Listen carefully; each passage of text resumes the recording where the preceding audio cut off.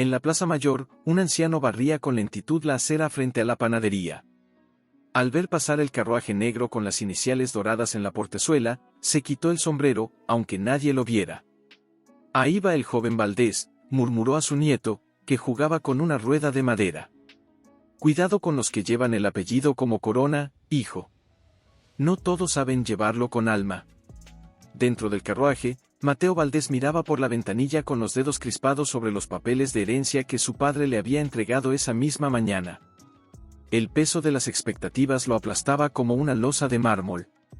A sus 28 años, ya era dueño de viñedos, fábricas y 3 fincas, pero no de su destino. El linaje no se negocia, Mateo, le había dicho su padre, con la voz fría como el vino de invierno. Un Valdés no se casa por capricho. Se casa para continuar lo que otros construyeron. Mateo cerró los ojos un instante. Recordó a Elena, su prometida, con aquella sonrisa suave que parecía hecha de luz de luna. Ella no venía de una familia poderosa. Su padre era librero, su madre tejía mantas para sobrevivir. Pero en sus ojos había una ternura que ninguna fortuna podía comprar. ¿Y si no puedo?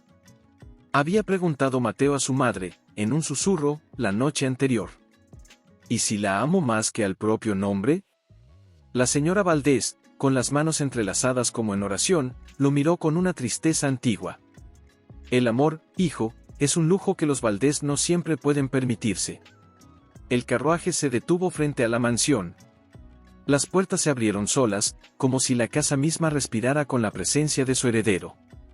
Mateo bajó, y el viento levantó las puntas de su abrigo. En ese momento, vio a Elena esperándolo en el jardín, con un libro en las manos y el cabello recogido con sencillez. Al verlo, sus ojos brillaron como si el mundo entero hubiera vuelto a su lugar. ¿Te han dicho algo?, preguntó ella, acercándose con paso leve. Mateo no supo qué responder. Quiso abrazarla, decirle que todo estaría bien, que lucharía por ellos. Pero las palabras se le atascaron en la garganta, ahogadas por siglos de tradición, por el silencio de los retratos que lo miraban desde las paredes del vestíbulo. Aún no, mintió, con la voz quebrada. Pero lo haré. Te lo prometo. Ella sintió, pero ya había leído la verdad en su mirada. No había ira en su rostro, solo una resignación dulce y dolorosa, como el adiós de una canción que ya no volverá a sonar. Mateo la visitaba cada vez menos. Cuando lo hacía, sus palabras eran corteses, distantes, como si temiera que cualquier afecto verdadero pudiera traicionarlo ante los ojos de su familia. Y ella, con la paciencia de quien ha aprendido a amar en la sombra, no lo presionaba. Solo le servía té, le arreglaba el cuello del abrigo con dedos temblorosos, y lo despedía con una sonrisa que no llegaba a sus ojos. ¿Volverás pronto?, preguntó una tarde, al verlo ponerse el sombrero frente a la puerta. Mañana, dijo él, sin mirarla del todo. Pero no volvió al día siguiente. Ni al otro. Pasaron 3 semanas.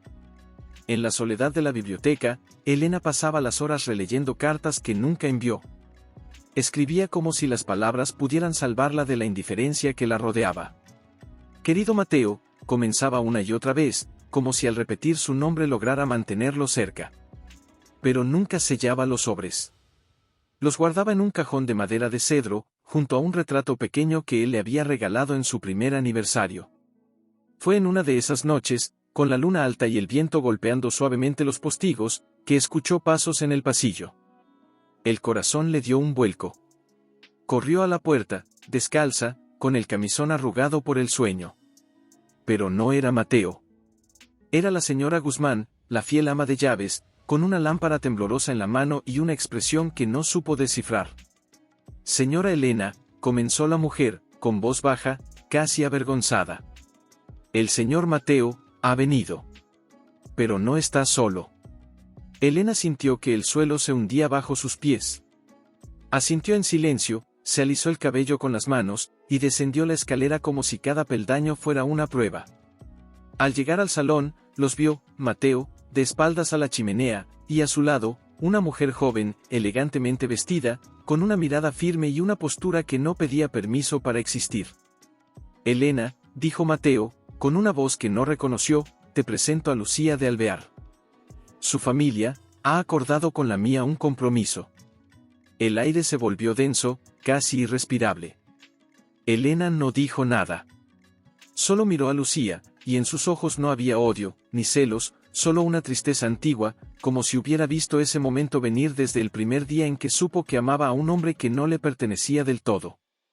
¿Y yo?, preguntó al fin, con una calma que la sorprendió a ella misma. Mateo bajó la mirada. Tú seguirás teniendo todo lo que necesites. Esta casa, la finca en el campo, tu nombre, todo permanecerá. ¿Mi nombre?, repitió, con una sonrisa frágil. ¿Qué nombre, Mateo? Porque si dejas de llamarme, tu esposa, ¿qué soy? Él no respondió. Y en ese silencio, Elena supo que había perdido no solo al hombre, sino también el derecho a existir en su historia. Lucía, incómoda, dio un paso al frente. Señora Valdés, comenzó, pero Elena levantó una mano con suavidad. No. No soy la señora Valdés. Todavía no lo soy, y quizás nunca lo fui del todo. Esa noche, mientras la casa dormía, Elena empacó lo esencial, unos vestidos, sus libros, el retrato, y la carta que había escrito 1000 veces. Pero nunca enviada. Al alba, un carruaje la esperaba en la puerta trasera. Nadie la despidió. Solo la señora Guzmán, desde la ventana de la cocina, lloró en silencio. La finca en el campo era hermosa, sí, con jardines silvestres y un lago que reflejaba el cielo como un espejo. Pero para Elena, era una prisión de terciopelo. Los días se volvieron largos, vacíos, llenos del eco de lo que pudo haber sido. Y sin embargo, no se quebró. Cada mañana, se levantaba al primer canto del gallo. Cuidaba las flores, enseñaba a leer a las hijas del mayordomo, escribía en su diario con letra firme. No por esperanza, sino por dignidad. Porque si el mundo la había olvidado, ella no se olvidaría a sí misma. Un año después, llegó la noticia, Mateo y Lucía se habían casado. La boda había sido fastuosa, comentada en toda la región. Elena no lloró. Solo encendió una vela en la capilla pequeña de la finca y murmuró, que seas feliz, Mateo. Aunque ya no sea a mi lado. Pero el destino, como siempre, tenía otros planes. Porque 3 años más tarde, una carta sellada con el escudo Valdés llegó a la finca. Lucía había muerto. Complicaciones después del parto. El bebé no sobrevivió. Elena sostuvo la carta entre sus manos temblorosas. No sentía alegría, ni alivio. Solo una pena infinita por aquel hombre que, una vez más, había sido arrastrado por las corrientes del deber. Y en ese momento, mientras el viento movía las cortinas como si quisiera abrazarla, supo que su historia con Mateo no había terminado. Porque hay amores que no mueren, aunque los entierren bajo capas de silencio. Y aunque ella ya no era la esposa que la sociedad reconocía, en algún rincón del alma de Mateo, seguía siendo la única que había amado con todo su ser. Lo que ninguno de los dos sabía era que, años después, 3 jóvenes, hijos de pero en la ciudad, el nombre Valdés no dejaba de resonar. Mateo, tras la muerte de Lucía, había vuelto a casarse, esta vez con una viuda de buen linaje y corazón frío, y de esa unión nacieron 3 hijos, Andrés, Diego y Camila. Hijos educados en colegios europeos, acostumbrados a los salones y a los títulos, ajenos por completo a la sombra que su padre arrastraba como una cadena invisible. Fue en una visita médica rutinaria, cuando Camila tenía apenas 16 años, que el doctor Márquez, un hombre de edad y mirada cansada, dejó escapar una frase que sembró la primera semilla de la verdad. Tu abuelo siempre tuvo miedo de que el linaje se rompiera, dijo, mientras revisaba los antecedentes familiares. Por eso insistió tanto en que tu padre se casara tras la muerte de Lucía, y antes de eso, preguntó Camila, frunciendo el ceño. El doctor se detuvo, como si hubiera dicho demasiado. Nada, niña. Olvida lo que dije. Pero Camila no olvidó.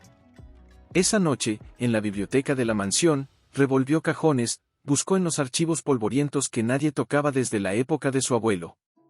Halló cartas selladas, documentos de propiedad a nombre de Elena Rivas, y una partida de matrimonio, fechada antes del nacimiento de su padre. ¿Quién es Elena Rivas? Le preguntó a su madre días después, con voz cuidadosamente neutral. La mujer palideció. Nadie importante.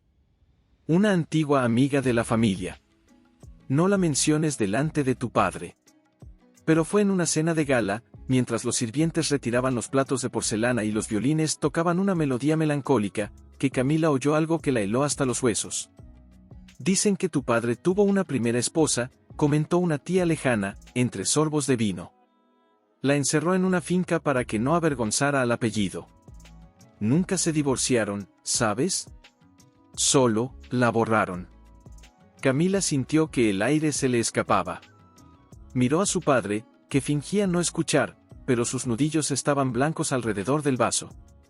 Al día siguiente, en el despacho de Mateo, Camila plantó los documentos sobre su escritorio. ¿Por qué nunca nos lo dijiste? Mateo no levantó la vista al principio. Solo cerró los ojos, como si estuviera esperando ese momento desde hacía décadas. Porque no era una historia para contar, dijo por fin, con voz ronca. Era una vergüenza que cargué solo, hasta hoy. ¿Vergüenza? Repitió Camila, con los ojos llenos de lágrimas. ¿Ella era una vergüenza? No. Gritó él, golpeando la mesa. Ella era todo. Pero el mundo no entendía. La familia no aceptaba. Y yo, no tuve el valor de elegirla. Un silencio espeso cayó entre ellos. Afuera, el viento gemía entre los árboles, como si el pasado estuviera respirando detrás de las paredes. ¿Dónde está ahora? Preguntó Camila, con voz apenas audible. Mateo miró por la ventana, hacia el horizonte neblinoso. En el roble. Siempre estuvo allí. Esperando, aunque ya no supiera qué. Esa misma semana, Camila descubrió que su hermano mayor, Andrés, también había encontrado pistas.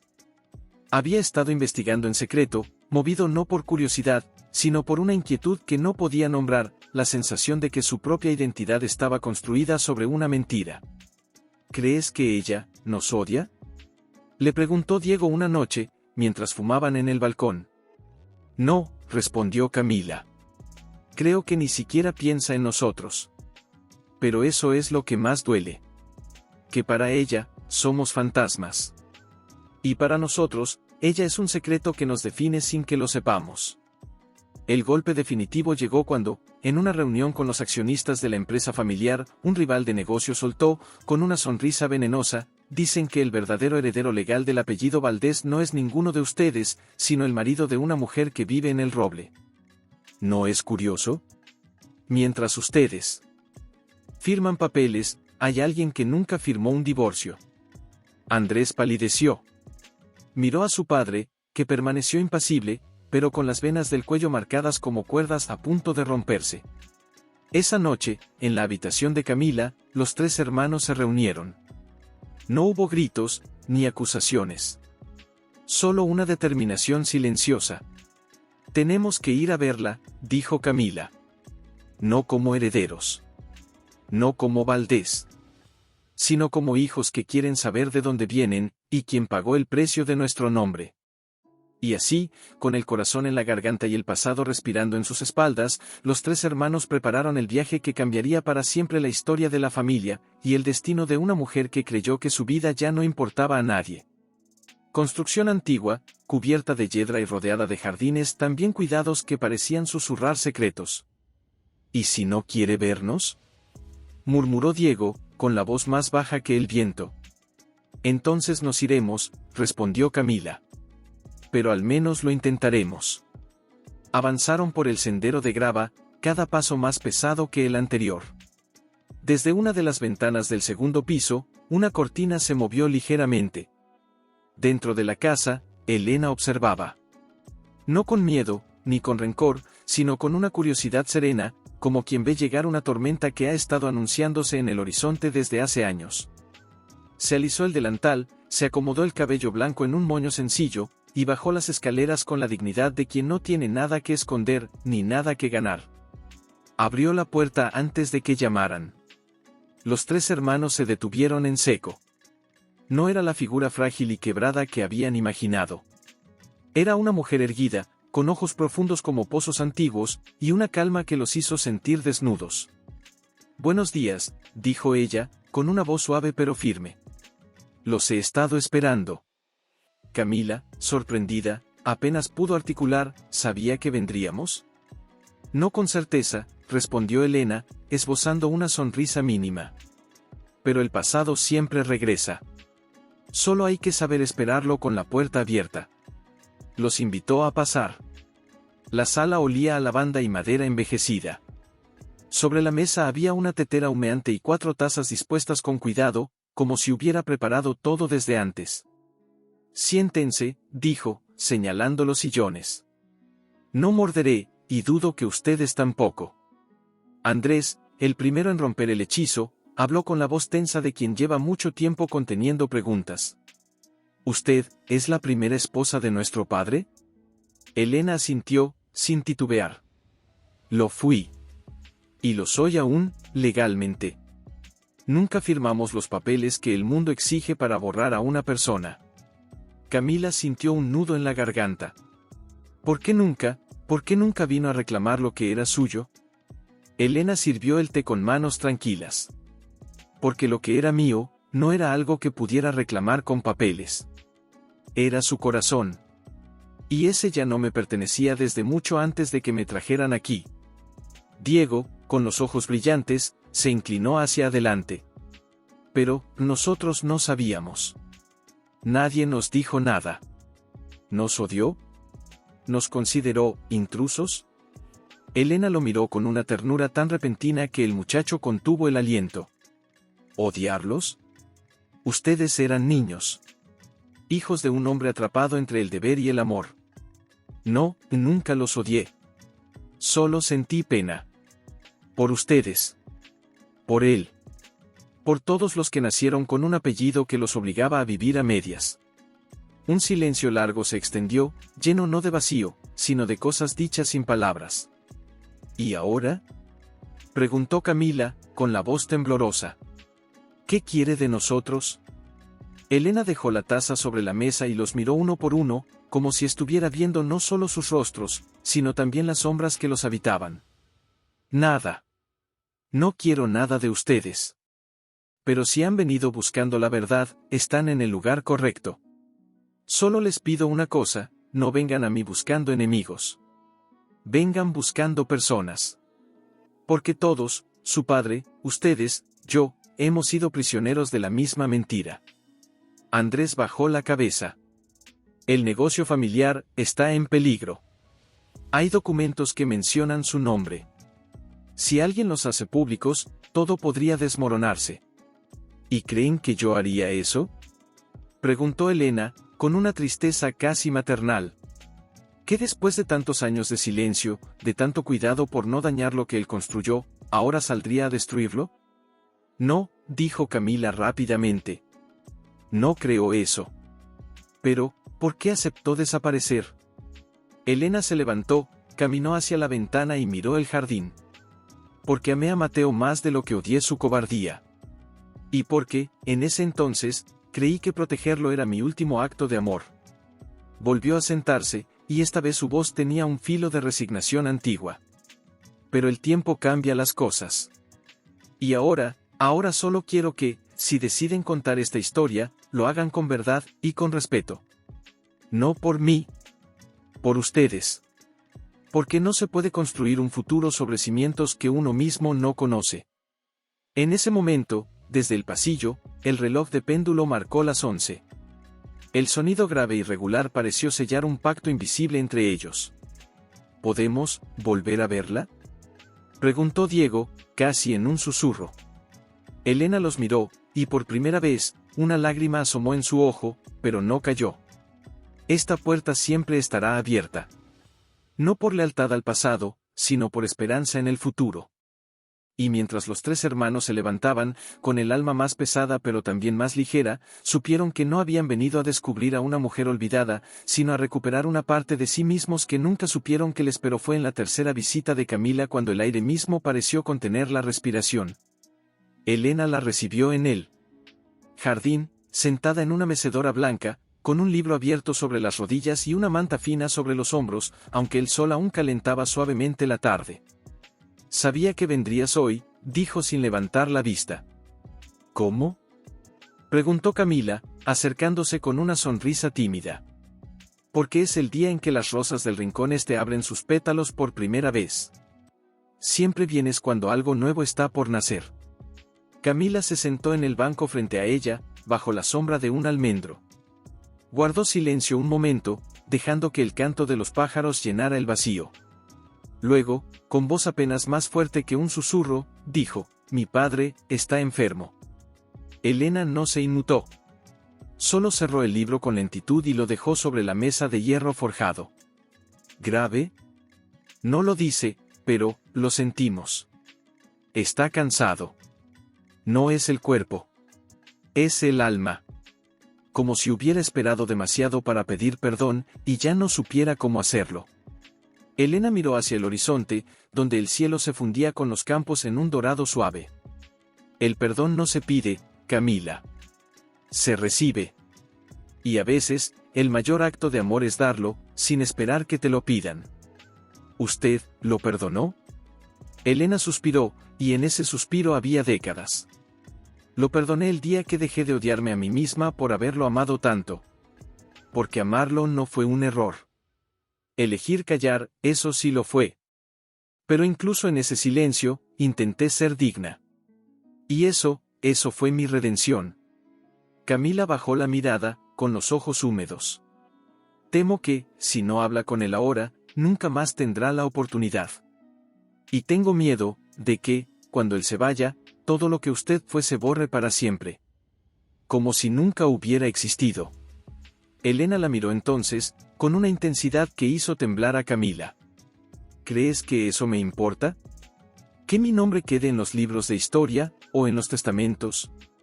No, hija. Lo que me importa es que que ustedes, no repitan los mismos errores. Que no dejen que el miedo decida por ustedes. Que no entierren el amor bajo capas de decoro». Se levantó con esfuerzo, apoyándose en el brazo de la mecedora, y caminó lentamente hacia una arca de madera que descansaba bajo el porche. La abrió con llave, y sacó un sobre amarillento, bien atado con un cordel rojo. «Toma», dijo, entregándoselo.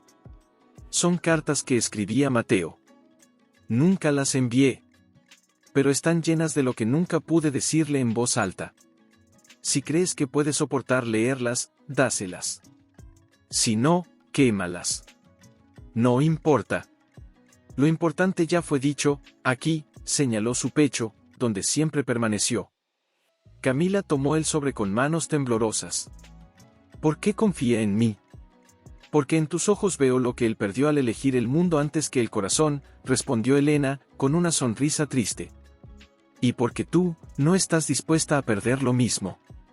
El viento levantó las hojas del almendro, y por un instante, ambas mujeres se miraron como si se reconocieran más allá del tiempo, más allá del apellido, más allá del dolor. «Volveré», prometió Camila. «Sí», dijo Elena. «Y la próxima vez, no vendrás sola». No era una pregunta. Era una certeza. Y en el silencio que siguió, mientras Camila se alejaba por el sendero, Elena volvió a su mecedora, cerró los ojos y murmuró, tan bajo que solo el viento lo escuchó: «Ya casi termina, Mateo. Ya casi estás libre». Pero ni ella ni Camila sabían que, mientras hablaban, en la ciudad, un viejo socio de la familia Valdés había recibido una copia anónima de la partida de matrimonio entre Mateo y Elena, y que, al día siguiente, esa copia estaría sobre el escritorio de un periódico local. El secreto de los Valdés, heredero ocultó a su legítima esposa durante décadas. Andrés no pudo terminar de leer. Sus manos temblaban tanto que el papel se le escurrió entre los dedos. Corrió al despacho de su padre, donde lo encontró sentado frente al ventanal, con una taza de café intacta y la mirada perdida en el jardín que ya no reconocía como suyo. «Padre», gritó, arrojando el periódico sobre el escritorio. «¿Qué es esto?». Mateo no se movió al principio. Solo lentamente, con una calma que aterraba más que cualquier grito, tomó el diario y lo abrió. Sus ojos recorrieron las líneas como si ya las hubiera leído 1000 veces en sus pesadillas. Alguien ha decidido que el pasado ya no puede esperar, dijo con voz ronca. ¿Elena te envió esto?, preguntó Andrés, con los ojos inyectados de furia y miedo. No, respondió Mateo, con una tristeza infinita. Ella jamás haría algo así. Entonces, ¿quién? Alguien que quiere quebrarnos. Alguien que sabe que el nombre Valdés ya no es tan fuerte como antes. En ese momento, Camila entró corriendo, con el mismo diario en la mano y el rostro pálido. Está en todas partes. En las calles, en los cafés, hasta en la iglesia lo están comentando. Dicen que tú la encerraste. Mateo cerró los ojos. No la encerré. La aparté. Pensé que la protegía. La enterraste viva. Gritó Andrés, golpeando la mesa. Y ahora todos saben que nuestra madre, que Lucía, no era tu esposa legítima. ¿Qué somos nosotros? ¿Fantasmas con apellido? Diego apareció en la puerta, con los ojos rojos. Acabo de hablar con los abogados. Hay accionistas que ya están retirando sus inversiones. Y los primos amenazan con impugnar la herencia si no se prueba que el matrimonio con Lucía fue válido. Un silencio denso, casi irrespirable, se instaló en la habitación. Fuera, el mundo entero parecía estar colapsando sobre los hombros de un hombre que ya no tenía fuerzas para sostenerlo. Tengo que ir a verla, dijo Mateo de pronto, levantándose. ¿A verla?, repitió Camila. ¿Ahora? ¿Después de todo? Sí. Ahora, respondió él, con una determinación que no habían visto en años. Porque si alguien va a enfrentar las consecuencias de mis errores, seré yo. No ella. No ustedes. Camila lo miró fijamente. ¿Y qué le dirás? La verdad, dijo, con una voz quebrada. Por fin, solo la verdad. Horas después, el mismo carruaje que tantas veces había llevado a Mateo lejos del roble lo devolvía, esta vez con paso lento, como si el caballo también sintiera el peso de lo que estaba por ocurrir. Elena lo esperaba en el porche. No con sorpresa, ni con rencor, sino con una quietud que lo conmovió hasta los huesos. Sabía que vendrías, dijo, sin moverse de su mecedora. Lo siento, fue lo único que logró decir Mateo, con la voz quebrada por el peso de 30 años de silencio. Lo siento, por todo. Elena lo miró largo rato, como si estuviera viendo no al hombre frente a ella, sino al muchacho que una vez le juró amor bajo la lluvia. No me pidas perdón a mí, Mateo. Pídeselo a los hijos que criaste creyendo que su historia era completa, cuando en realidad, siempre les faltó una mitad. ¿Y tú?, preguntó él, con los ojos llenos de lágrimas. ¿Me perdonas? Ella se levantó, caminó hasta él, y colocó una mano sobre su mejilla con una ternura que lo hizo temblar. Te perdoné hace mucho. Pero perdonarte no significa olvidar. Y no puedo fingir que no me rompiste el corazón, aunque lo hayas hecho sin querer. Mateo bajó la cabeza, abrumado. Todo se está desmoronando.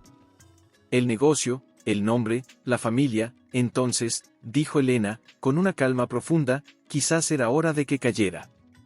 Porque lo que se construye sobre mentiras, nunca es verdadero. Él la miró, asombrado. ¿Y qué hago ahora? Lo que siempre debiste hacer, respondió ella.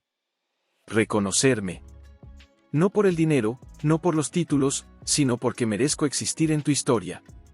Y porque tus hijos merecen conocerla completa. En ese momento, desde el camino, se escuchó el traqueteo de otro carruaje. Los 3 hijos de Mateo bajaron uno tras otro, con expresiones distintas, Andrés, con la mandíbula apretada, Diego, inseguro, Camila, con los ojos brillantes de esperanza. Vinimos contigo, dijo Camila, acercándose. Porque esta historia, también es nuestra. Elena los miró, y por primera vez, algo en su mirada se suavizó. No eran extraños. Eran los hijos del hombre que amó. Y en sus rostros, veía pedazos de él, y también de sí misma, en la forma en que Camila inclinaba la cabeza, en la mirada curiosa de Diego, en la rigidez noble de Andrés. Entren, dijo, abriendo la puerta. Hoy no hay secretos. Solo verdades, y segundas oportunidades. Mientras todos entraban, el viento movió las cortinas de la sala, como si el pasado y el futuro se saludaran por fin, sin miedo. Pero afuera, en la carretera principal, un hombre de traje oscuro observaba la casa desde lejos, con una sonrisa fría en los labios. «Que disfruten su reunión», murmuró. «Porque lo peor aún no ha comenzado». Y en su maletín, una carta sellada con el escudo de la corte esperaba para «Es una demanda», dijo, con la voz seca. Presentada por Emilio Valdés, primo segundo del abuelo.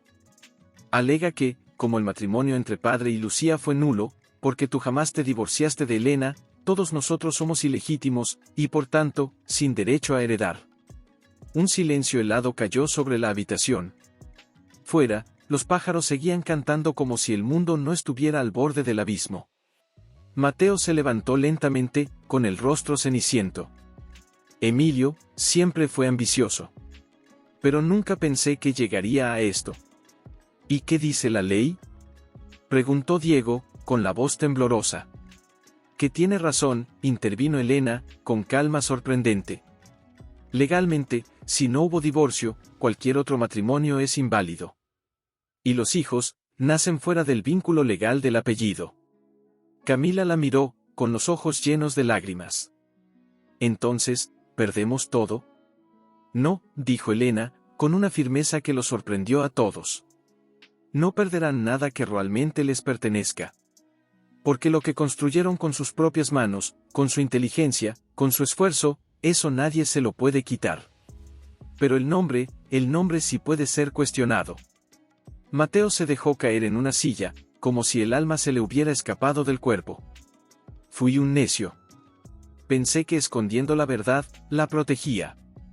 Pero solo la enterré, y ahora resurge para destruir a mis hijos. No fue tu intención, dijo Elena, acercándose. Y eso cuenta. Pero Andrés no estaba dispuesto a aceptar la derrota. Se levantó de golpe, con los ojos encendidos. No podemos quedarnos aquí, esperando a que un buitre se lleve todo lo que construimos. Tenemos que actuar. ¿Y qué propones?, preguntó Mateo, exhausto. Que presentemos una declaración pública. Que reconozcas a Elena como tu esposa legítima, y que declares que, a pesar de todo, fuiste tú quien nos crió, quien nos dio nombre, quien nos enseñó lo que significa ser Valdés. Que el mundo entero sepa que, aunque el papel diga una cosa, el corazón dice otra. Elena lo miró con una mezcla de orgullo y tristeza. Eres igual que él cuando tenía tu edad. Luchas con fuego, pero a veces, el fuego quema lo que más amas. Prefiero quemarme antes que dejar que nos arranquen la identidad. Gritó Andrés. ¿No somos ilegítimos? Somos Valdés porque lo vivimos, no porque un papel lo diga. En ese momento, desde el pasillo, se escuchó un crujido.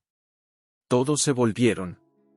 Era la señora Guzmán, la antigua ama de llaves, que había venido en secreto desde la ciudad al enterarse del escándalo. Perdonen la intromisión, dijo, con la voz temblorosa, pero, hay algo que deben saber.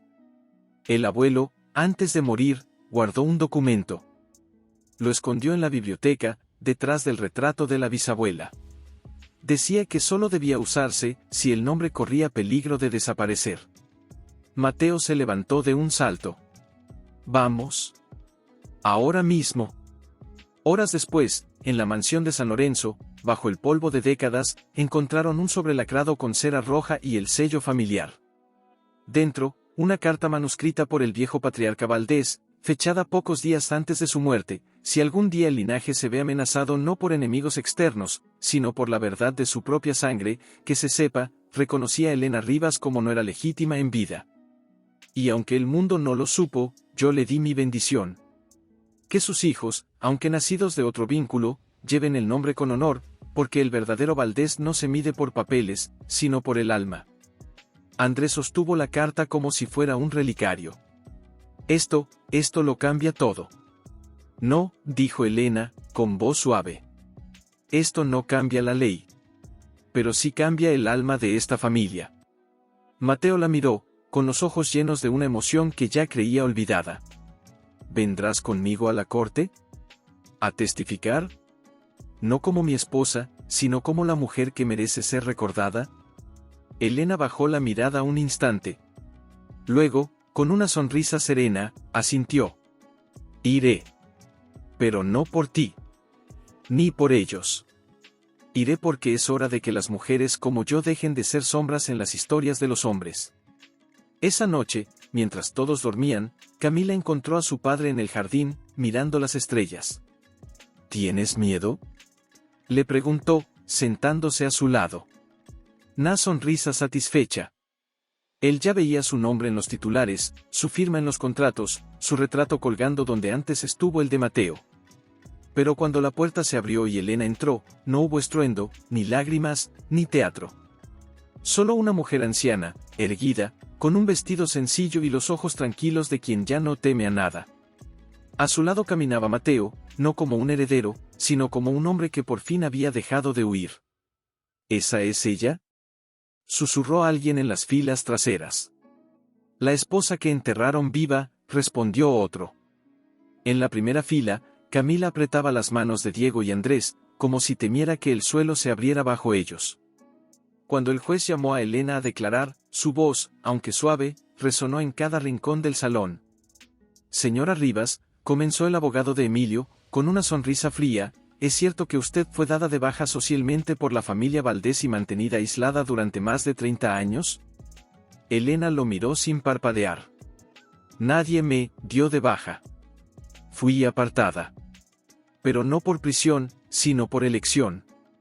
La mía y la de Mateo. Aunque errónea, fue una elección. ¿Entonces admite que fue escondida para proteger el honor del apellido? Admito que fui silenciada, por un mundo que valoraba más el apellido que el alma. Pero yo no fui la única víctima. Él también perdió. Sus hijos también. Todos perdimos algo, por miedo a la verdad. El abogado apretó los labios, sorprendido por la serenidad de su respuesta. Intentó atacar de nuevo. Y ahora, tras décadas de silencio, ¿por qué decide hablar? Elena hizo una pausa. Miró a Mateo, luego a los tres jóvenes en la primera fila. Porque el silencio ya no protege. Solo entierra. Y yo, ya no quiero que mis nietos crezcan pensando que el amor debe esconderse para ser respetable. Un murmullo recorrió la sala. Incluso el juez bajó ligeramente la cabeza, conmovido. Fue entonces cuando Mateo pidió la palabra. No como acusado, sino como testigo de su propia redención. Señoría, dijo, con voz firme, yo soy el responsable. Fui yo quien eligió el miedo sobre el amor. Fui yo quien permitió que el deber me cegara. Pero jamás dejé de amarla. Y si la ley dice que mis hijos no son legítimos, que así sea. Pero que el mundo sepa que los crié con el mismo orgullo, el mismo cariño, la misma sangre, que cualquier padre daría al hijo de su corazón. Camila no pudo contener las lágrimas. Ni Diego. Andrés, con los puños apretados, miraba al suelo, pero sus hombros temblaban. Emilio, desde su asiento, palideció. No esperaba esto. No esperaba dignidad. No esperaba amor. Al final del testimonio, el juez, un hombre mayor de bigote canoso y mirada cansada, miró a Elena y le dijo, Señora Rivas, si usted hubiera querido venganza, hoy tendría el mundo a sus pies. ¿Por qué no la busca? Ella sonrió, apenas. Porque la venganza no devuelve lo perdido. Solo agranda la herida. Yo no vine aquí a destruir, vine a sanar. El juez asintió lentamente. Y cuando, días después, emitió su fallo, sorprendió a todos. Reconoció la invalidez legal del segundo matrimonio. Sí. Pero también declaró que, por razones de equidad moral, vinculación afectiva y reconocimiento público prolongado, los hijos de Mateo Valdés conservarían el apellido y los derechos patrimoniales, siempre y cuando se incluyera en los registros oficiales una nota histórica. La familia Valdés reconoce a Elena Rivas como su primera y legítima esposa, cuyo nombre fue olvidado, pero nunca borrado del corazón de quienes la conocieron. Al salir del tribunal, bajo una lluvia suave que parecía lavar el pasado, Mateo tomó la mano de Elena. Gracias, dijo, con la voz rota. Por no odiarme. Nunca te odié, respondió ella. Solo esperé a que volvieras, a ti mismo. Detrás de ellos, Camila abrazó a sus hermanos. No había ganado nadie. Pero tampoco había perdido nadie del todo. Y mientras caminaban juntos, los 5, por primera vez, hacia un futuro que ya no estaba escrito por el miedo, el viento llevó consigo las últimas hojas del otoño, y con ellas, el eco de un juramento silencioso, solos. Al llegar a la plaza, donde los faroles comenzaban a encenderse uno a uno, Mateo se detuvo. Miró a Elena, y en sus ojos había algo que ella no había visto en décadas: paz.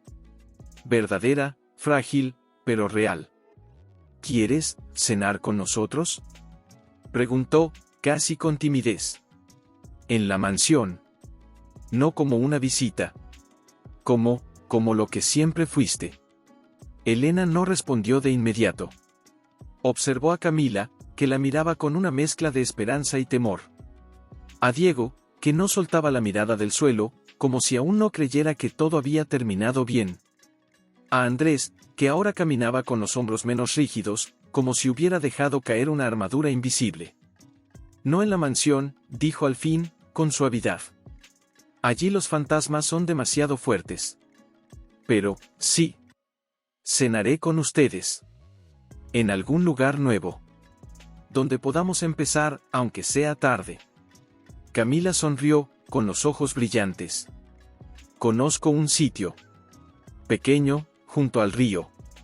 Cocinan con leña y las mesas crujen, pero, es honesto. Perfecto, dijo Elena.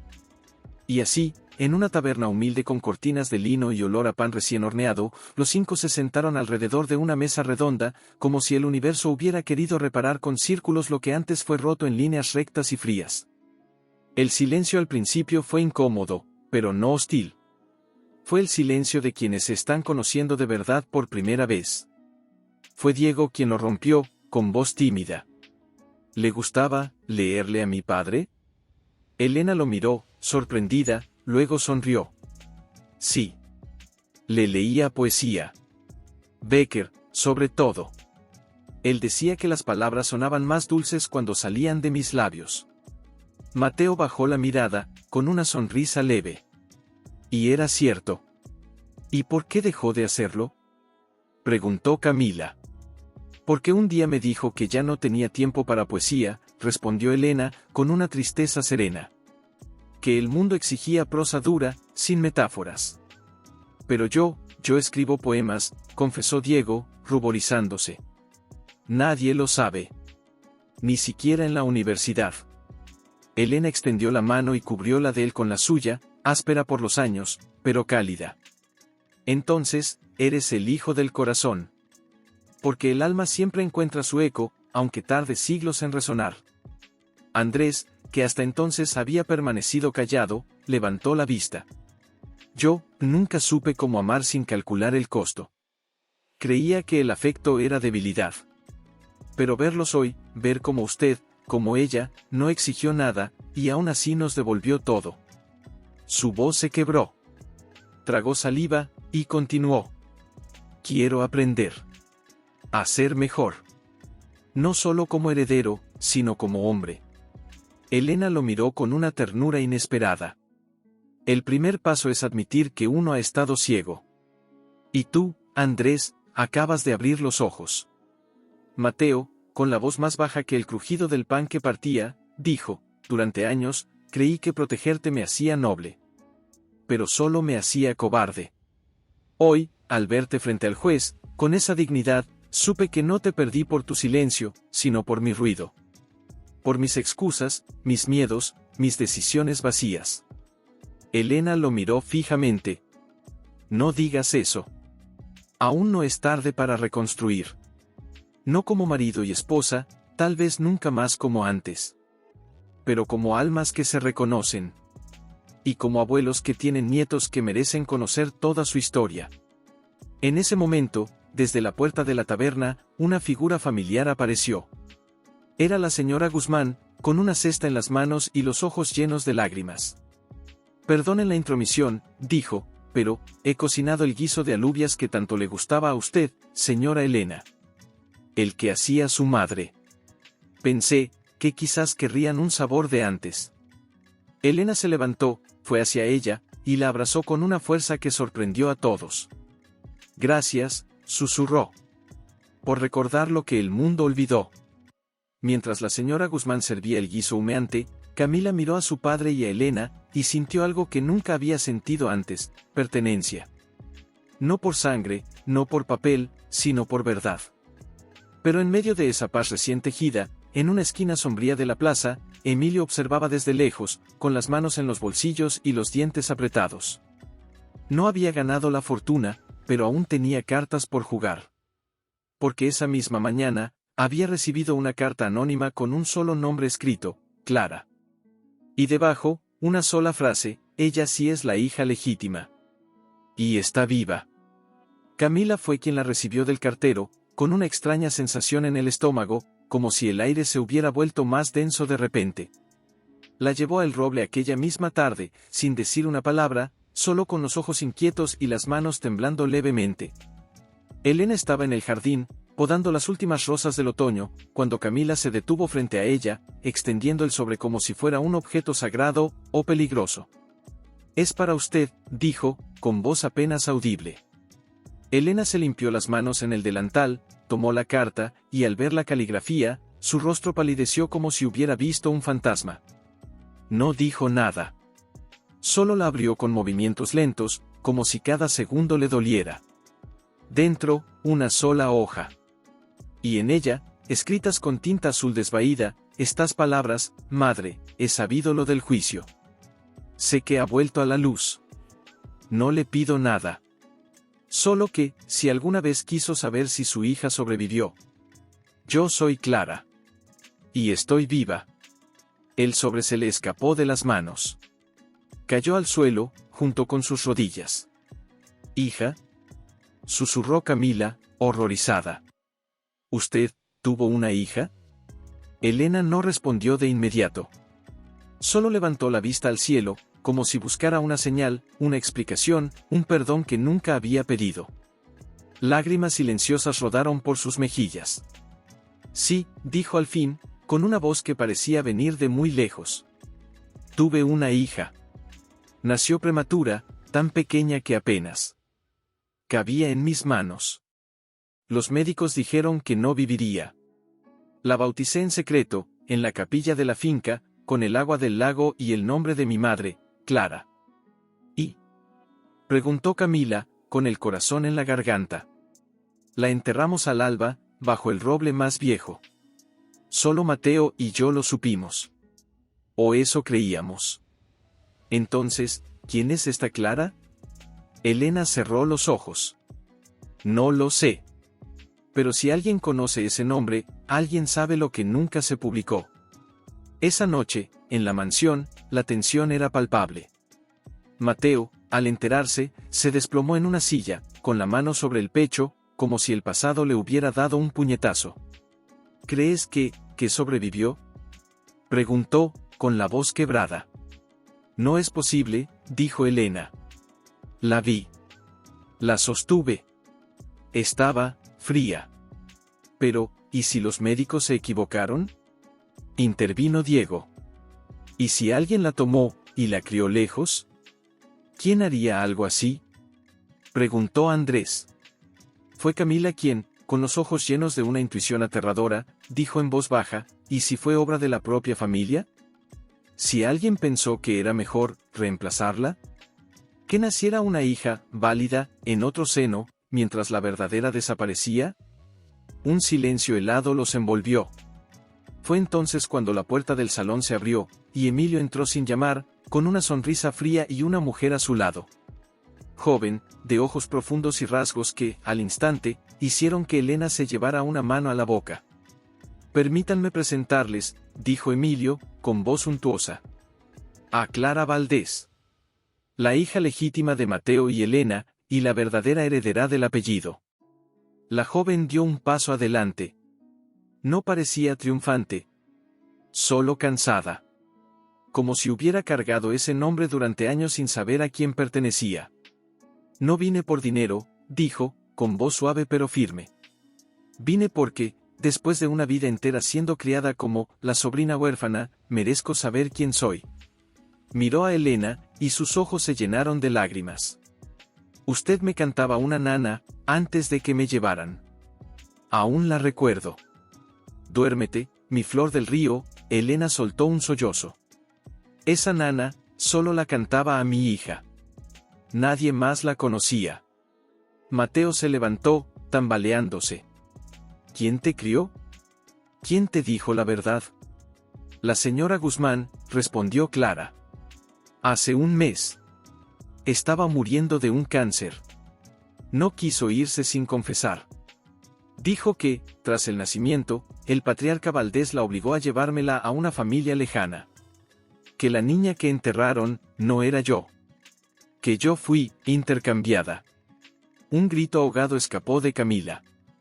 La señora Guzmán, la misma que les había llevado el guiso, la leal, la silenciosa, había guardado ese secreto durante más de 30 años. ¿Por qué? Preguntó Elena, con la voz rota. Porque creyeron que una hija no bastaba, dijo Clara. Querían un heredero varón. Y si la esposa no podía darlo, mejor borrarla del mapa. A ella, y a su hija.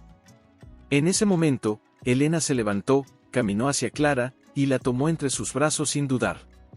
No importaba si era verdad o mentira. En ese abrazo, no había duda, era su sangre. Su eco. Su segunda oportunidad. No volverás a estar sola, susurró. Nunca más. Mientras tanto, Emilio observaba desde el umbral, satisfecho. Ahora sí, la verdadera heredera ha regresado. Y con ella, todo vuelve a su lugar. Pero lo que no sabía era que, en los ojos de Clara, no había ambición. Solo una pregunta que resonaba más fuerte que cualquier reclamo, ¿qué es el nombre, sin amor? Y en esa habitación, donde tantas verdades habían sido enterradas, una nueva familia comenzaba a nacer. Durante días, apenas habló. Se limitaba a observar, cómo Elena regaba las rosas, cómo tejía pañuelos con hilos antiguos, cómo susurraba al viento como si le contara secretos. Hasta que, una madrugada, mientras el rocío aún cubría el jardín, Clara salió descalza y se sentó en el banco bajo el almendro. Elena la vio desde la ventana. No dijo nada. Solo preparó 2 tazas de té de manzanilla y la acompañó. ¿Por qué no me buscaste antes? Preguntó Clara de repente, sin mirarla. Siempre supe, en algún rincón de mi alma, que no pertenecía a donde me criaron. Elena dejó la taza sobre la mesa de hierro forjado y suspiró. Porque creí que estabas muerta. Y cuando crees que perdiste a alguien, no buscas. Solo lloras. Y aprendes a vivir con el hueco. Pero si hubieras sospechado, ¿no habrías luchado? Sí, respondió Elena, con una tristeza antigua. Pero en aquel entonces, yo no tenía poder. Ni voz. Solo un nombre que ya no me pertenecía. ¿Cómo iba a buscar a una hija que el mundo entero juraba que no existía? Clara se abrazó a sí misma, como si tuviera frío, aunque la mañana era cálida. Me criaron en una aldea lejana. Con gente buena, sí, pero que siempre me miraba como si fuera un error. Nunca tuve un retrato de mi madre. Solo una canción, y un nombre que nadie más usaba. Elena extendió la mano, con temor, y tocó suavemente la de Clara. ¿Cantarías esa nana, para mí? Clara cerró los ojos. Y con una voz temblorosa, casi infantil, comenzó: duérmete, mi flor del río, que la luna te mece en su regazo, que el viento no lleve tu suspiro, y el mundo no sepa que eres la paz. Las lágrimas brotaron sin control de los ojos de Elena. Esa era la nana que le cantaba a mi bebé, la noche antes de que, no pudo terminar. Clara abrió los ojos, húmedos también, y por primera vez, la miró directamente. Entonces, soy tuya. Siempre lo fuiste, dijo Elena, con la voz quebrada. Aunque el mundo dijera lo contrario. En ese momento, desde el camino, se escuchó el traqueteo de un carruaje. Era Camila, sola. Bajó con una carta en la mano y el rostro pálido. La señora Guzmán ha muerto, dijo, con la voz baja. Pero, antes de irse, dejó esto. Para ti, Clara. Y para ti, madre. Entregó 2 sobres. Clara abrió el suyo con manos temblorosas. Dentro, una llave oxidada y una nota: la caja está enterrada bajo el roble donde creíste que enterraban a tu hija. Allí está la verdad. Perdóname. Fui débil. Pero te amé como si fueras mía. Elena tomó el segundo sobre. Lo abrió. Dentro, solo una frase: sabía que un día ella volvería. Y que tú, Elena, la reconocerías, no por los papeles, sino por el alma. Un silencio sagrado cayó sobre el jardín. Tenemos que ir, dijo Clara. Sí, asintió Elena. Hoy enterramos las mentiras y desenterramos la verdad. Horas después, bajo la sombra del viejo roble, las 3 mujeres cavaron con palas prestadas.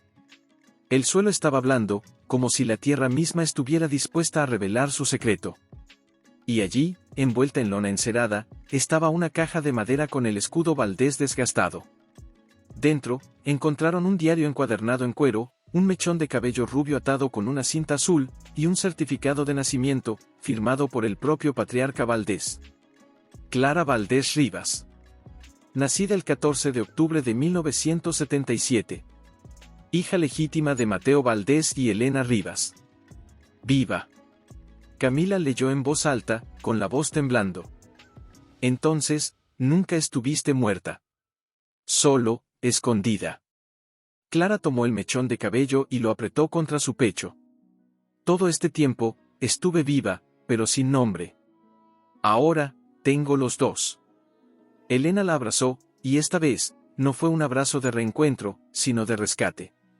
De 2 almas que se habían estado buscando a través del tiempo. Pero mientras celebraban en silencio, en la ciudad, Emilio recibía una visita inesperada. Un hombre de traje negro, con un maletín en la mano. El plan ha funcionado, dijo el hombre. Ahora que la hija legítima ha aparecido, la herencia está dividida. Y con la confusión, usted puede reclamar el control total. Emilio sonrió, pero esta vez, con una duda en los ojos.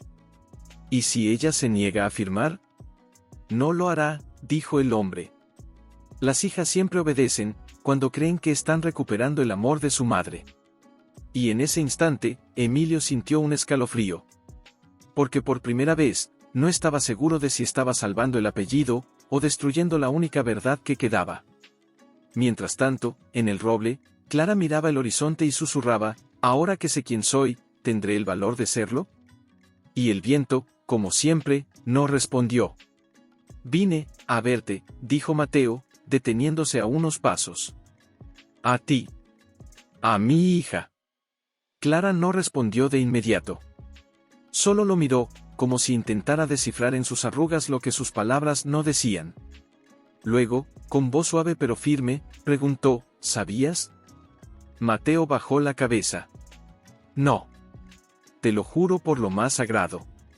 Si hubiera sabido que estabas viva, habría movido cielo y tierra para encontrarte. Pero no lo hiciste, dijo Clara, sin alzar la voz. Porque no supiste mirar más allá de lo que te dijeron. Como todos. Fui un cobarde, admitió, con la voz quebrada. Pero no por falta de amor. Por exceso de miedo. Y ese miedo, me robó 30 años de tu vida. Y a ti, 30 años de tu padre. Elena se levantó entonces y se acercó, colocándose entre ellos no como barrera, sino como puente. Ella no vino a juzgarte, Mateo. Vino a conocerte. Y a decidir si quiere que seas parte de su historia. Mateo miró a Clara, con los ojos llenos de una súplica silenciosa. No te pido que me perdones. Solo, que me permitas estar. Aunque sea en los márgenes. Aunque sea en silencio. Clara lo observó largo rato. Luego, lentamente, dio un paso al frente. Y otro. Hasta que estuvo frente a él, a apenas 1 metro de distancia. Cuando era niña, dijo, soñaba con un hombre que me esperaba en una gran casa, con los brazos abiertos. Cada vez que me decían, huérfana, yo cerraba los ojos y lo imaginaba. Alto, fuerte, con una sonrisa que me dijera, ya estás en casa. Hizo una pausa.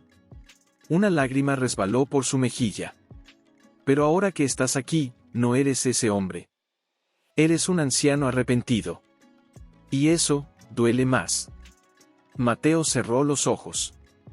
Las lágrimas brotaron sin control. Lo sé. Y no merezco ni tu dolor. Pero si me das una sola oportunidad, te mostraré que, aunque llegué tarde, aún puedo amarte como mereces. En ese momento, desde el jardín, Camila se acercó con una silla y la colocó junto a Clara. Siéntate, papá, dijo, con una ternura inesperada. No como heredero. No como Valdés. Solo, como abuelo. Y fue en ese instante, bajo el cielo violeta del crepúsculo, que Mateo se sentó por primera vez no como dueño de nada, sino como hombre que empezaba desde cero. Clara no lo abrazó. No aún. Pero se sentó a su lado. Y eso, para los tres, fue más que suficiente. Durante horas, hablaron. De todo. De los libros que leía Clara, de las cartas que Elena nunca envió, de los sueños rotos y los que aún podían florecer. Y aunque el silencio volvía cada tanto, ya no era incómodo. Era cómplice. Pero mientras la luna ascendía, Clara, con la voz apenas audible, dijo, Emilio me visitó ayer. Me ofreció firmar unos papeles. Dice que, si reconozco que soy la única heredera legítima, me dará el control total de la empresa, y hará que todos ustedes pierdan su nombre. Elena se tensó. ¿Y qué le dijiste? Nada, respondió Clara. Porque quería saber, ¿ustedes qué harían? Mateo miró a sus hijos, a Elena, a esta hija que la vida le había devuelto como un milagro tardío. Renunciaría a todo. Antes de volver a dividir esta familia. Yo también, dijo Camila. Porque ya no importa quién tiene el papel. Importa quién tiene el corazón. Clara los miró, uno por uno. Y por primera vez, una sonrisa genuina iluminó su rostro. Entonces, ya sé quién soy. Pero mientras pronunciaba esas palabras, en la carretera principal, dos faros cortaban la oscuridad. Un coche negro se detuvo frente a la verja de El Roble. Del asiento del conductor bajó Emilio. Y del otro lado, el hombre de traje negro, con el maletín en la mano. Es hora, dijo. O firma hoy, o pierde todo. Incluyendo a su madre. Emilio asintió, pero sus manos temblaban. Porque ya no estaba seguro de que era peor, perder el apellido, o perder el alma. Y en la casa, donde el té aún humeaba en las tazas, detrás de él, el hombre de traje negro permanecía en la sombra, sin cruzar el umbral, como si supiera que en esa casa ya no tenía derecho a entrar. Perdónenme la intromisión, dijo Emilio, con una voz que no era la suya. Pero, necesito hablar con Clara. A solas. Clara no se movió. Solo lo miró, con una calma que lo hizo retroceder un paso. No hay secretos aquí, dijo. Si tienes algo que decir, dilo frente a todos. Emilio tragó saliva. Miró a Mateo, a Elena, a Camila, y finalmente al hombre que lo seguía como una sombra. Vete, le ordenó con sequedad. Ya no necesito tu ayuda. El hombre frunció el ceño, pero obedeció. Se alejó, pero no sin antes lanzar una mirada fría a través de la ventana.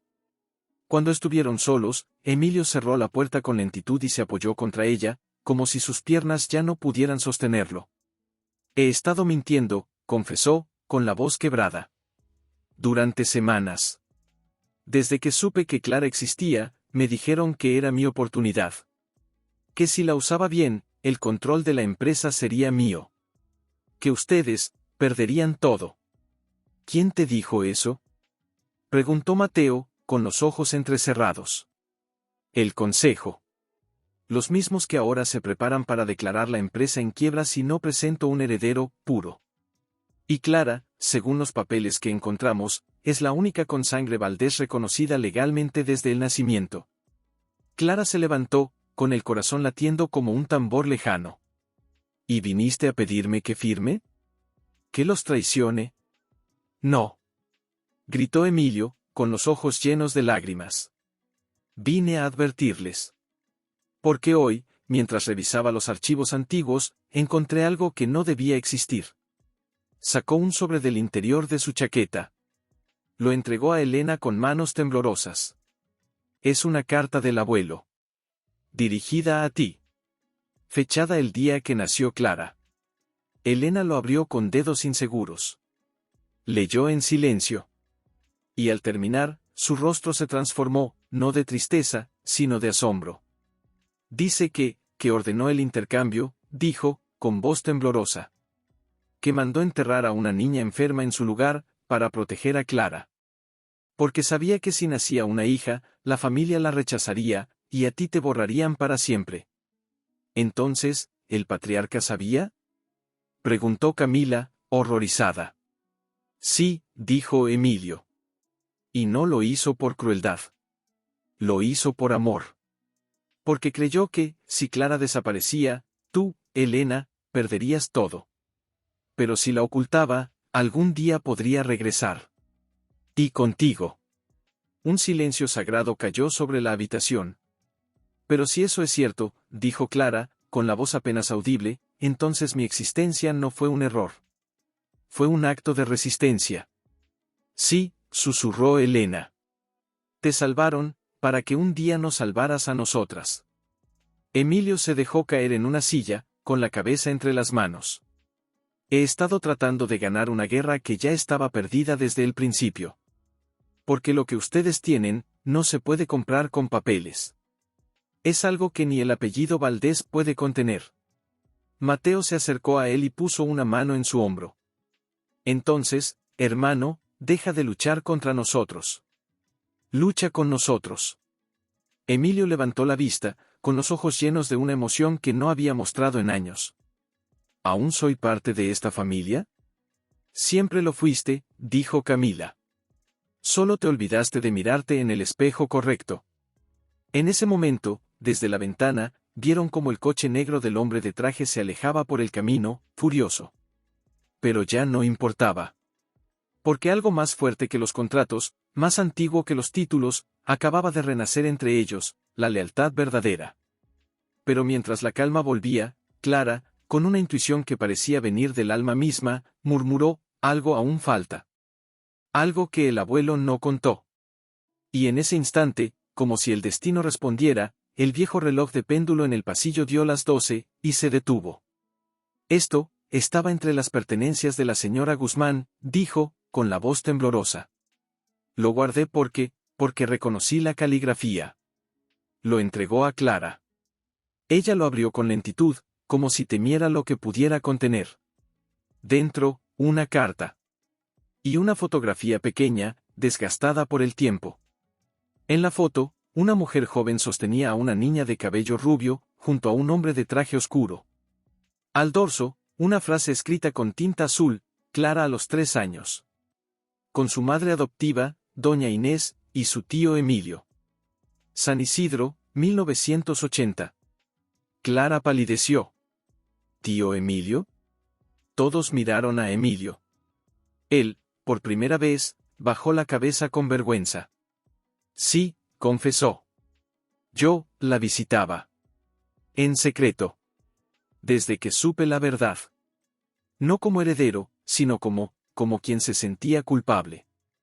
Mi tía Inés la crió como suya, pero siempre supe quién era. Y cada año, en su cumpleaños, le dejaba un libro.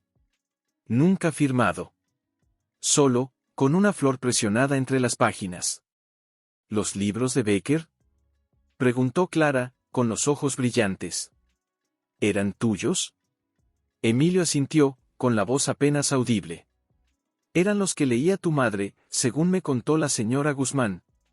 Pensé que, si no podía darte un nombre, al menos podría darte un pedazo de su alma. Elena se llevó una mano al pecho, conmovida. Por eso reconociste la nana. Porque alguien te la cantaba, aunque fuera en secreto. Diego, con los ojos llenos de una emoción nueva, dijo entonces, pero si Emilio sabía, ¿por qué ahora intentó usarla? Porque el miedo es más fuerte que la memoria, respondió Emilio, con la mirada fija en el suelo. Durante años, creí que el apellido era todo. Hasta que la vi, y vi en sus ojos lo mismo que veo en los de ustedes, que el nombre no nos define. Nosotros definimos el nombre. En ese momento, Clara se levantó, caminó hasta el escritorio antiguo de la sala, y tomó una pluma y un papel en blanco. Todos la observaron en silencio. ¿Qué vas a hacer?, preguntó Camila. Lo que nadie ha hecho en esta familia, respondió Clara, mientras escribía con mano firme. Decidir por mí misma. Y escribió una sola línea: yo, Clara Valdés Rivas, renuncio a cualquier derecho legal sobre la herencia de los Valdés, a condición de que se reconozca públicamente a Elena Rivas como madre legítima, y que mis hermanos conserven su lugar en la familia, no por sangre, sino por amor. Dejó la pluma sobre la mesa. El ruido que hizo al caer resonó como un trueno lejano. No vine a tomar. Vine a dar. Porque si el apellido Valdés vuelve a significar algo, será porque lo dignificamos con verdad, no con posesión. Mateo se acercó a ella, con los ojos llenos de lágrimas. Eres más Valdés de lo que ninguno de nosotros supo ser. Pero en ese instante, desde afuera, se escuchó el rugido de un motor. Otro coche. Esta vez, con el emblema del tribunal. ¿Quién más viene ahora?, preguntó Andrés, con el ceño fruncido. La puerta se abrió sin que nadie la llamara. Era una mujer mayor, de pelo blanco y traje sencillo, con una valija de cuero en la mano. Al ver a Clara, se detuvo. Y sin decir una palabra, se arrodilló. Doña Inés, susurró Clara, corriendo hacia ella. La mujer la abrazó con fuerza, como si temiera que se desvaneciera. Perdóname, mi niña. Por no decirte la verdad antes. Por creer que protegerte era mentirte. No tienes que pedir perdón, dijo Clara, llorando. Me diste una vida. Y eso no tiene precio. La mujer se levantó, miró a Elena, y con una reverencia casi antigua, dijo: cuide bien de ella. Porque aunque yo la crié, su alma siempre fue suya. Y en ese momento, todos comprendieron, el círculo se había cerrado. No con venganza, no con triunfo, sino con reconocimiento. Pero mientras la luna iluminaba el jardín, el hombre de traje negro observaba desde lejos, con una sonrisa torcida. Renunciar es noble, murmuró. Pero la ley no entiende de nobles intenciones.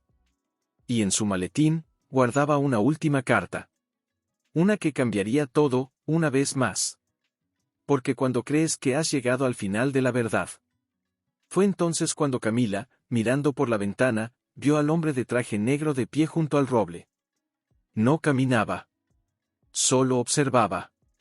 Como si esperara a algo, o a alguien. Hay que irnos, dijo, con voz urgente. Él no vino solo. Pero antes de que pudieran moverse, los faros de otro coche rasgaron la oscuridad. Esta vez, no era un visitante. Era la policía. 2 agentes entraron sin llamar. Con ellos, una mujer de rostro severo y traje oscuro, con una carpeta en la mano. ¿Clara Valdés Rivas?, preguntó, con voz impersonal. Clara asintió, con el corazón golpeándole las costillas. Tiene usted que acompañarnos. Hay una orden de comparecencia inmediata ante el tribunal. Al parecer, su renuncia no es válida. ¿Por qué no?, intervino Mateo, adelantándose. La mujer abrió la carpeta y extrajo un documento sellado con el sello del Ministerio Público. Porque acaba de surgir una nueva prueba.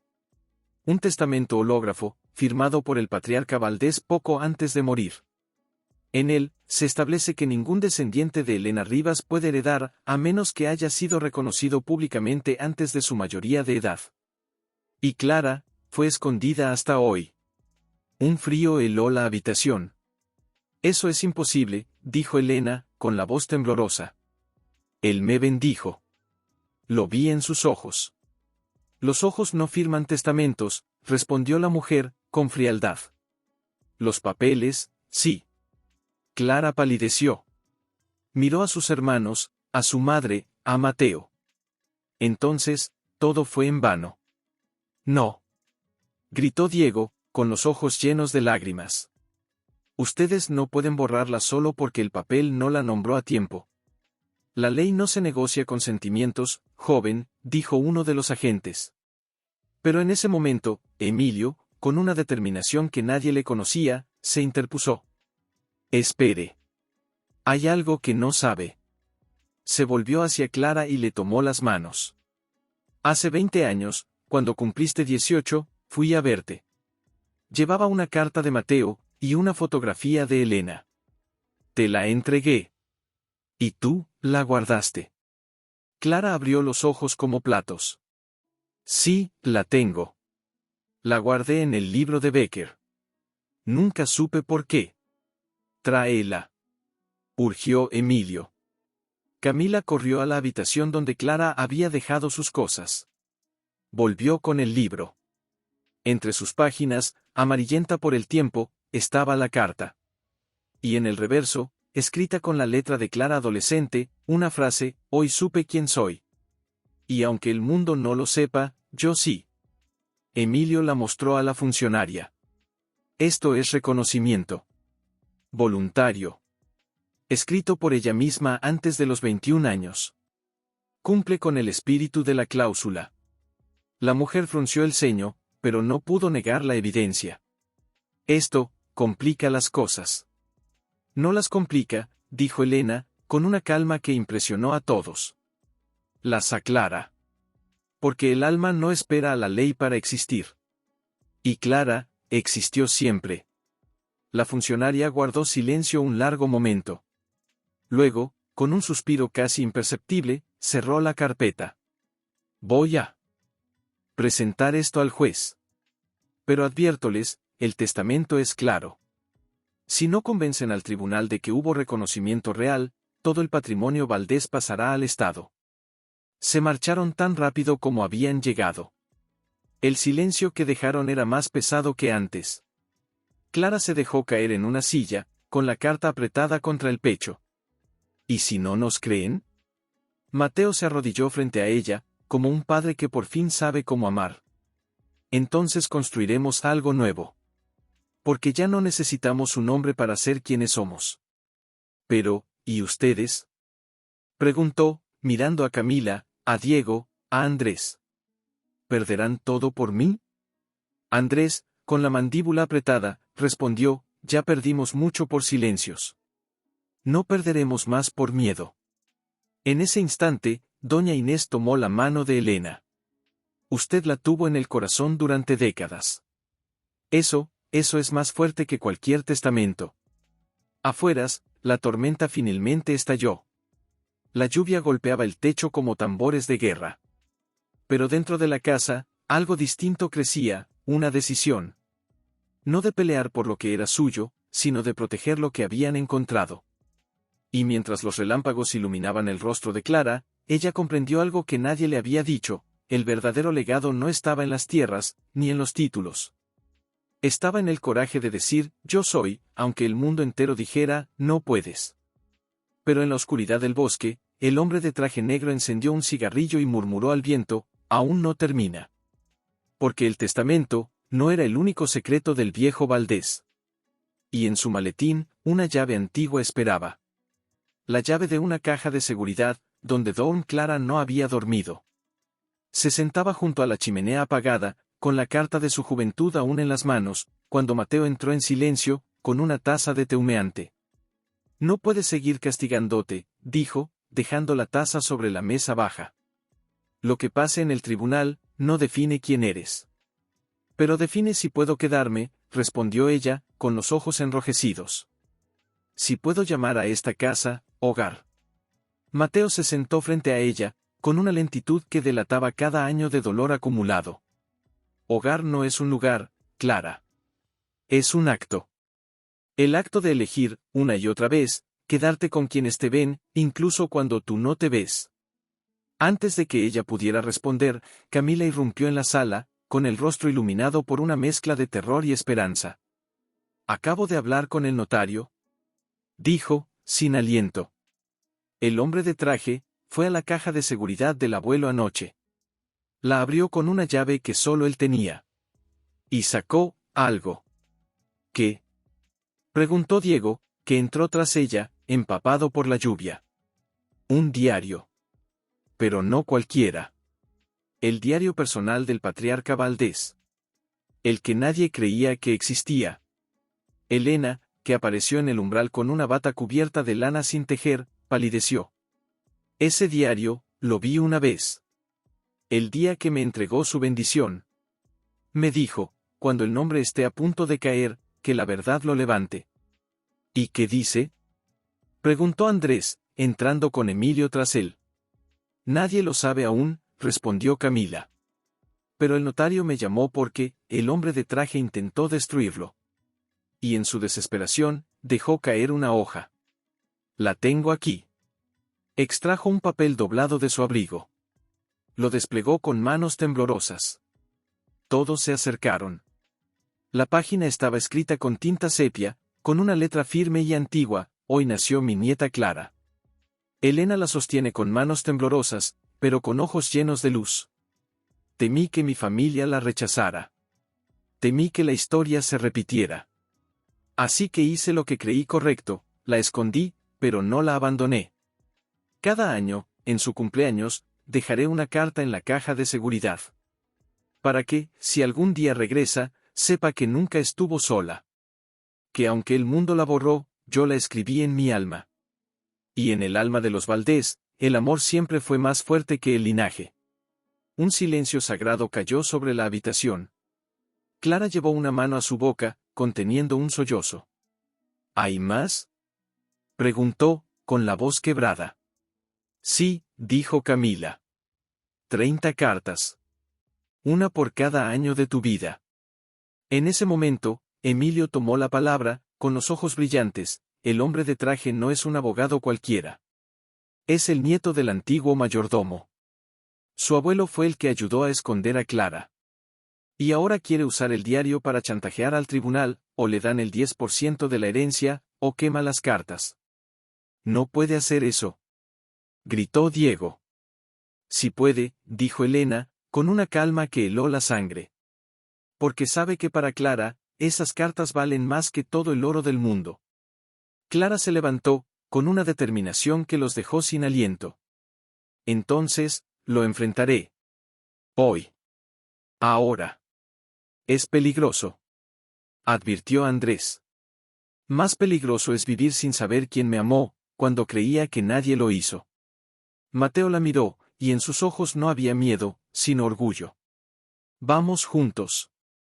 Y así, bajo la lluvia persistente, 5 generaciones de Valdés, por sangre, por elección, por verdad, caminaron juntas hacia la ciudad, no como herederos, sino como guardianes de una historia que ya no temía al sol.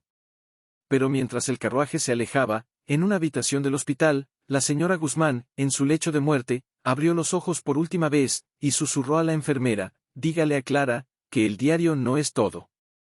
Que la última carta, todavía no ha sido escrita. Y con esas palabras, cerró los ojos para siempre.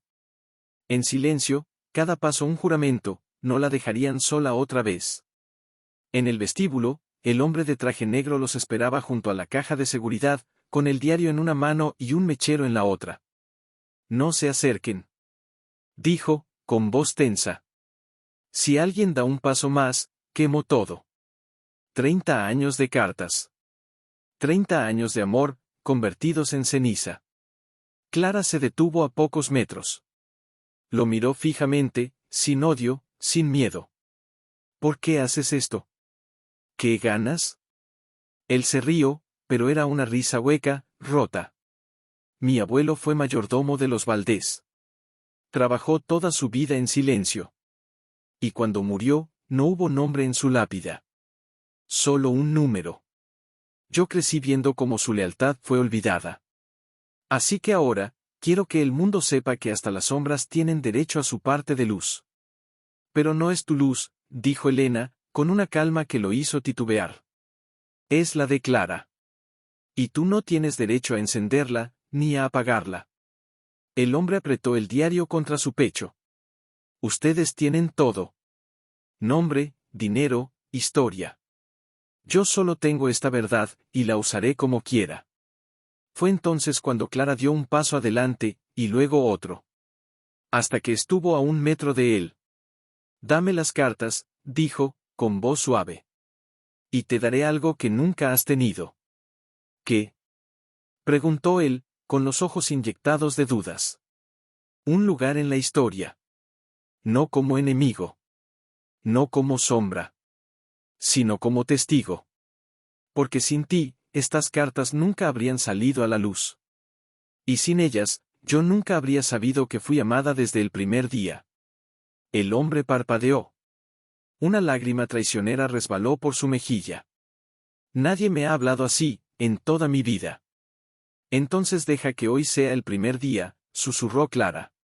Hubo un silencio largo, roto solo por el tic-tac del reloj del vestíbulo. Luego, con manos temblorosas, el hombre le entregó el diario. Cada carta tiene una fecha. La última no está sellada. Dice, para leer cuando el nombre vuelva a tener alma.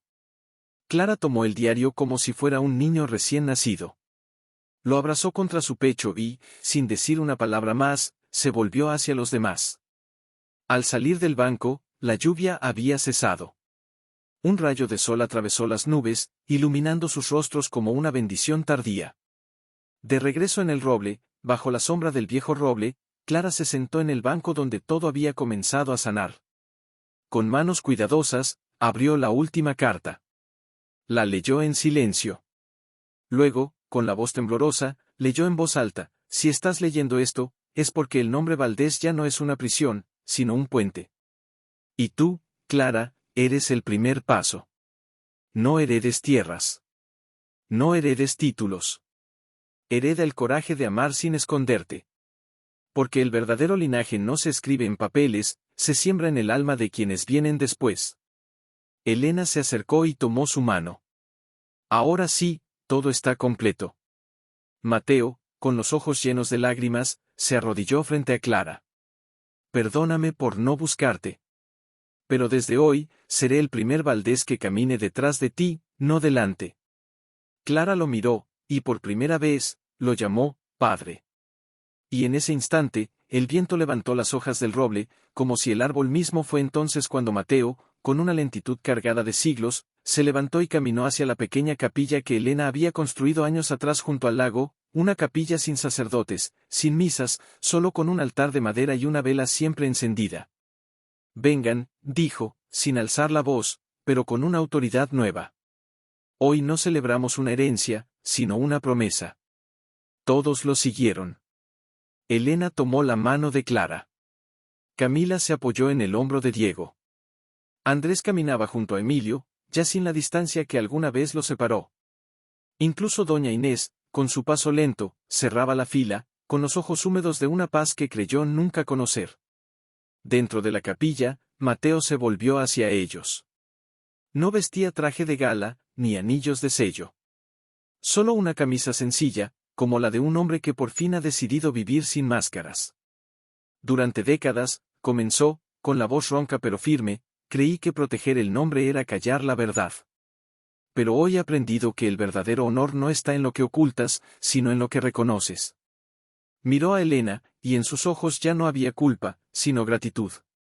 Elena Rivas, fuiste mi esposa cuando el mundo no te permitía existir. Hoy, frente a quienes más amo, quiero que el mundo entero sepa, nunca dejaste de serlo. No por ley. Por amor. Elena no respondió con palabras.